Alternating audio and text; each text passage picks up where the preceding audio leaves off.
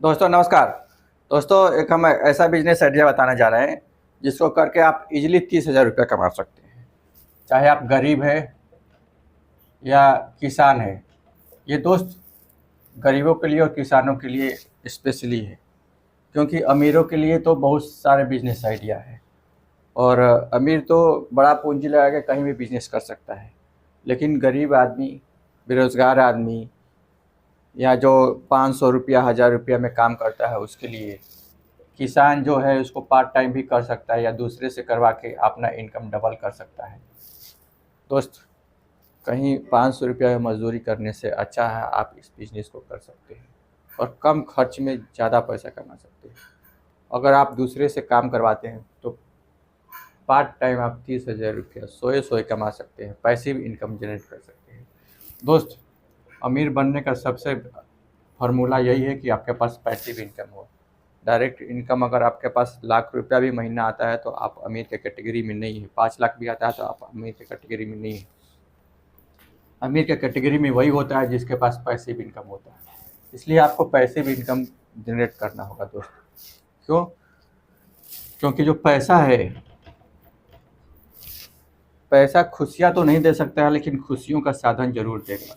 कपड़ा देगा, मकान देगा, ज़रूरत पड़ेगा तो दवाई के लिए पैसा चाहिए, बच्चों के पढ़ाई के लिए पैसा चाहिए, किराया देने के लिए पैसा चाहिए, दूध के लिए पैसा चाहिए, बिजली के लिए पैसा चाहिए, मोबाइल चार्ज के लिए पैसा चाहिए, स्कूल फीस के लिए पैसा चाहिए, कहीं जा रहे हैं तो ट्रांसपोर्ट के लिए पैसा चाहिए, कपड़ा खरीदने के लिए पैसा चाहिए, इमरजेंसी के लिए पैसा चाहिए। पैसा की ज़रूरत बहुत ज़्यादा होता है दोस्त। अगर पैसा नहीं रहेगा तो क्या पड़ोसी साथ देगा? आप खुद सोचिए। हमारे पास खुद 100 रुपया भी, एक समय ऐसा था 100 रुपया भी नहीं रहता था ट्यूशन पढ़ने के लिए, और आज हम दूसरे को ट्यूशन पढ़ने के लिए मदद करते हैं अपने एनजीओ के थ्रू। और ये वीडियो जो भी बनाते हैं ये अपने लाभ के लिए नहीं, समाज और सोसाइटी के लिए ही है, कि क्योंकि एक आदमी को भी अगर फ़ायदा होता है तो चलेगा, कोई दिक्कत नहीं है। हमको क्या है, हमको वीडियो बनाने का पैसा तो लगता नहीं है। हाँ, समय ज़रूर लगता है। अगर थोड़ा सा समय से किसी का भलाई हो जाए तो अच्छी बात है। दोस्त, सबसे मेन चीज़ ये है कि एक बजट देख लेते हैं कि छोटे परिवार का कितना बजट लगता है अपने घर का खर्चा चलाने में। तो अगर दोस्त एक छोटा सा परिवार है, किसान है या मजदूर है, तो अपने गांव में रहेगा। अपने गांव में रहेगा तो उसको किराया तो लगने वाला है नहीं। तो मान लीजिए राशन का खर्च जो है, राशन का खर्च 5,000 रुपया मान के चलिए। बिजली पानी हो गया तो 500 रुपया उसका ले लीजिए। मोबाइल चार्ज का 500 रुपया ले लीजिए और स्कूल फीस ले लीजिए तो उसका 2,000 रुपया मान के चलिए। और उसके साथ साथ मान लीजिए दवाई का ज़रूरत पड़े, छोटा मोटा जो दवाई लगती है महीना में, कोई बुखार हो गया, सर्दी हो गया, तो 500 रुपया उसका मान के चलिए। ट्रांसपोर्ट वगैरह, जो आप बाइक में तेल खर्च करेंगे, कहीं एक जगह से दूसरे जगह आप जाने की कोशिश करेंगे तो उसके लिए ट्रांसपोर्ट में पैसा देना पड़ेगा ना। तो ट्रांसपोर्ट के लिए मान के चलिए कि अगर 1000 रुपया ले लीजिए और अन्य मान लीजिए, अन्य में 2000 रुपया ले लीजिए, तो आपको 10,500 रुपया। ये छोटे परिवार के लिए बता रहे हैं। आपका हो सकता है 10,000 की जगह पर 15,000 लगे, 20,000 लगे। आप अगर किराया दे रहे हैं तो 5,000 रुपया इसमें ऐड कर दीजिए तो 15,500 रुपया हो गया। 15,500 में एक छोटे परिवार का खर्च, 10,500 में एक छोटे परिवार का खर्च आराम से चल जाएगा। एडिशनल आपको अगर किसी प्रकार का नशा नहीं है तो एडिशनल आप खर्च करते हैं तो उसकी बात अलग है। तो अभी अभी हम बात ये करेंगे कि आपका मंथली जो खर्च है उसको ज़ीरो कैसे करेंगे। ज़ीरो तभी होगा जब आपके पास पैसिव इनकम होगा। इनकम नहीं, इनकम अलग चीज़ है और पैसिव इनकम अलग चीज़ है। तो पैसिव इनकम आपको कम से कम 15,000 रुपया महीना होना चाहिए। और दोस्त, हम आपको बताएंगे आप 30,000 रुपया कैसे कमा सकते हैं पैसिव इनकम। यदि आपके पास पैसिव इनकम आ रहा है 15,000, तो इसका मतलब घर का खर्च का टेंशन खत्म। बाकी जो भी आपका इनकम आएगा वो आप उससे बच्चों को एजुकेशन दे सकते हैं, कपड़ा लता खरीद सकते हैं, घर बना सकते हैं, बाहर घूम सकते हैं। तो आपके इन इनकम से आपका जो खर्च है वो अगर इक्विवेलेंट हो जाता है तो जीरो हो गया। पैसिव इनकम का बात कर रहे हैं, और जो डायरेक्ट इनकम आता है तो आपका वो सेविंग में चला जाएगा। इसलिए पैसिव इनकम को समझना ज़रूरी है। और दोस्त हम एक ऐसा बिजनेस आइडिया बताएंगे जिससे कि आप सिंपली और ख़राब होने वाला भी नहीं है। टूल्स जो खरीदेंगे, सामान खरीदेंगे तो वो तो आप ख़राब होने वाला है नहीं। एक बार जो टूल्स खरीद लिए, तो एक बार अगर हम ये पेन खरीदिए तो पेन का जब तक इंक नहीं ख़त्म होता है तब तक ये चलता रहेगा। एक बार कुछ भी आप सम टेबल कुर्सी खरीदते हैं तो चलता रहता है। मोबाइल खरीदते हैं तो जब तक मोबाइल ख़राब नहीं होगा वो चलता रहेगा। वैसे ही कोई भी चीज़ आप कुर्सी, टेबल, पलंग, मकान बना लिए तो जब तक वो गिरेगा नहीं तब तक वो चलता रहेगा। ऐसे ही आप जो भी उसमें दुकान में 80% जो भी सामान है वो तो आपको 10 साल तक, 20 साल तक, 50 साल तक चलता रहेगा। और जो रेगुलर यूज का प्रोडक्ट है केवल उसको ही चेंज करना है 20%। दोस्त सबसे मेन चीज़ है कि बिजनेस तो हर कोई करता है, लेकिन बिजनेस को सक्सेस करने का फॉर्मूला भी आना चाहिए। और बिजनेस का सक्सेस करने का फॉर्मूला आपके गोल पे डिपेंड करता है। आप रियल प्यार करते हैं कि नहीं अपने बच्चे से, और समाज से, देश से करते हैं कि नहीं करते हैं, इस पर डिपेंड करता है। क्यों दोस्त? अब बोलेंगे कि रियल प्यार में और बिजनेस में क्या रिलेशनशिप है? बहुत बड़ा रिलेशनशिप है दोस्त। हम एक ऐसे कंपनी का नाम लेंगे क्योंकि वो रियल प्यार के बेस पे काम करता है और देश का टॉप कंपनी है और हमेशा ऊपर ही जाने वाला है। 100 साल तक उसको कोई टक्कर देने वाला नहीं है। बिजनेसमैन तो बहुत आएंगे, ऑफर देने वाले भी बहुत आएंगे, ये फ्री वो फ्री वो फ्री, लेकिन सक्सेस वही होगा जो रियल प्यार पे काम करता है, उसका गोल पॉजिटिव है। यदि आप बच्चे से अपने प्यार करते हैं, फैमिली से प्यार करेंगे तो आपको काम करने की इच्छा होगी। लोग 500 रुपये कमाते रहते हैं और लाइफ टाइम 500 ही कमाते रहते हैं। 1000 रुपये कमाते हैं लाइफ टाइम, बोलते हैं भगवान देंगे। आप कुछ प्रयास करोगे तभी तो भगवान देंगे ना दोस्त। इसलिए अपने फैमिली से प्यार करिएगा तो आप मेहनत कीजिएगा। आपको दोस्तों को, रिश्तेदारों को चक्कर में नहीं रहेगा कि वो क्या बोल रहे हैं। दोस्त आपको जान के यह भी आश्चर्य होगा कि 50% लोग अपने बच्चे से ही प्यार नहीं करते हैं।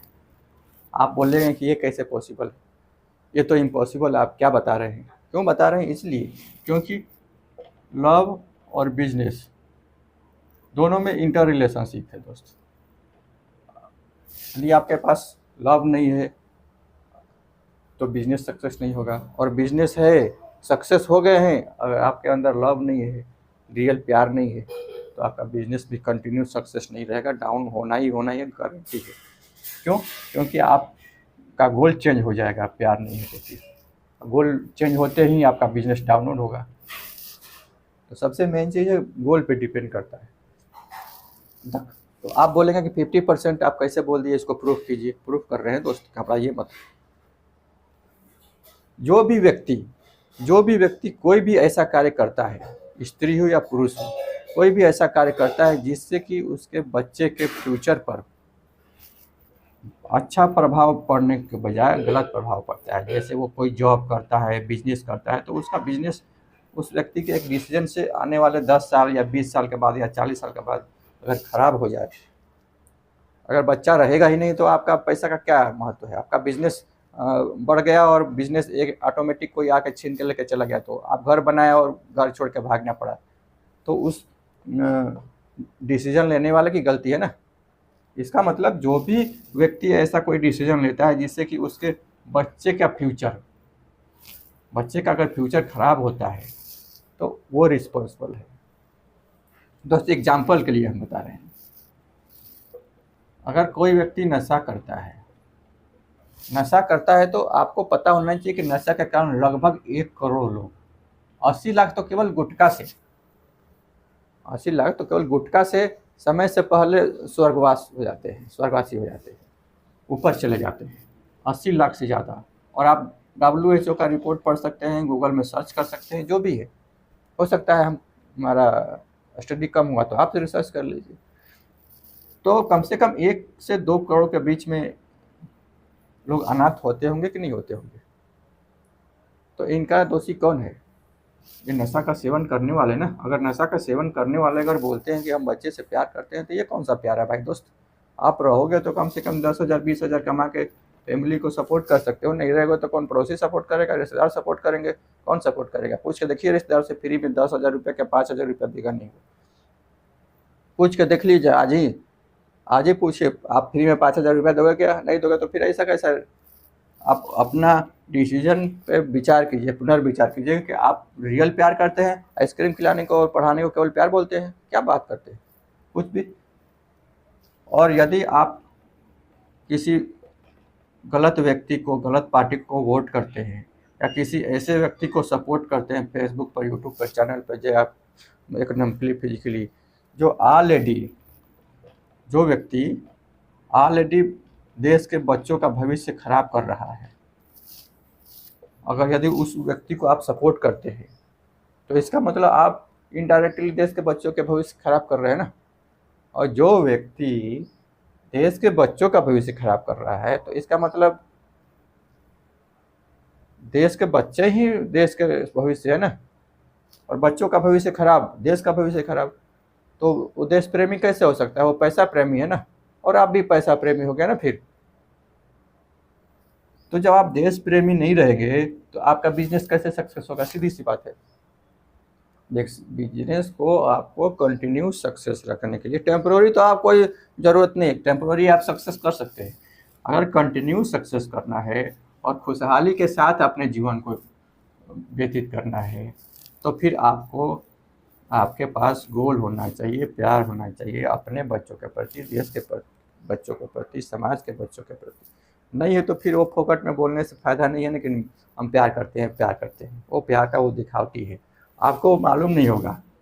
रियल प्यार के अभाव में या गोल के अभाव में 90% जो जितना दुनिया का प्रॉब्लम है वो पॉजिटिव गोल का ना होना ही है।